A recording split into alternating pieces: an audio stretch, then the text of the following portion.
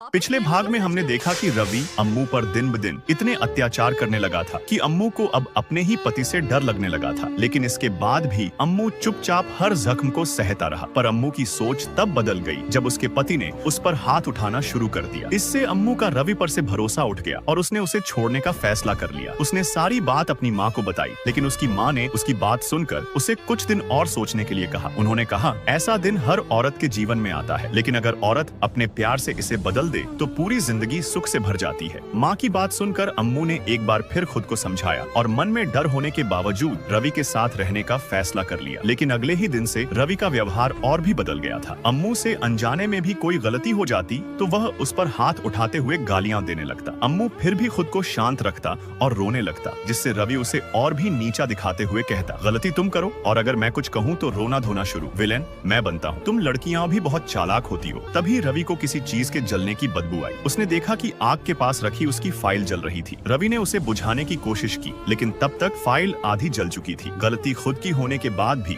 रवि ने अम्मू को बेरहमी से चोर की तरह पीटना शुरू कर दिया। अम्मू पूरी तरह बेबस होकर पागलों की तरह रोने लगा। घायल हालत में अम्मू अपना सामान लेकर घर छोड़ने के लिए स्टेशन पर जाकर बैठ गया। मन पर लगी चोट के साथ वह समझ नहीं पा रहा था कि अब उसे क्या करना चाहिए। तभी उसके पास बैठे एक भिखारी ने उसकी हालत देखकर सब कुछ समझ लिया और उसे हौसला देते हुए कहा, रोने से कुछ फायदा नहीं होगा, तुम्हें डटकर सामना करना होगा। अम्मू ने बिना किसी सहारे के उसी भिखारी से बात करना शुरू किया और उसकी भूख मिटाने के लिए उसे खाना खिलाने लगा। अम्मू के दिल पर दर्द का बोझ इतना बढ़ चुका था कि वह उसी भिखारी से अपने मन की बात बांटने लगा। उसने कहा, तुम्हें पता है, मुझे आज तक समझ नहीं आया कि मेरे पति मुझे क्यों मारते हैं। ऐसा नहीं है कि वह मुझसे प्यार नहीं करते, वह मुझसे बहुत प्यार करते हैं, मेरा बहुत अच्छा ख्याल रखते हैं, लेकिन बीच बीच में शायद मेरे लिए ही गुस्सा हो जाते हैं, इसलिए मुझे पीटते रहते हैं। उसकी बातें और अपने पति के लिए उसका बेइंतहा प्यार देखकर भिखारी भी शांत रह गया। लेकिन अम्मू ने फिर कहा, मुझे शायद अपने पति को और प्यार करना होगा ताकि वह मेरे ऊपर हाथ न उठाए। मुझे यकीन है कि वह फिर पहले की तरह मुझसे प्यार करेंगे। उसकी बात सुनकर भिखारी भी खाना छोड़कर उठ गया और अम्मू से कहा, अगली बार जब आना मेरे लिए बिरयानी जरूर लाना। अम्मू कुछ देर तक स्टेशन पर बैठा रहा, लेकिन रात होते ही वह फिर अपने घर लौट गया। जब रवि उसके पास आया तब अम्मू ने रोते हुए कहा, मैं तुम्हें छोड़कर जाना तो चाहती थी, लेकिन तुमसे दूर नहीं जा पाई क्योंकि तुम ही मेरी सब कुछ हो। उसकी बात सुनकर रवि ने उसे फिर गले लगाया, अंदर ले गया और उससे प्यार करने लगा। अम्मू को लगा कि शायद अब सब कुछ ठीक हो चुका है, लेकिन रवि बिल्कुल भी नहीं बदला था। वह जो चाहता था अम्मू को वही करना पड़ता था और अगर उससे कोई गलती हो जाती तो वह उसे पीटता रहता था। अगले पार्ट के लिए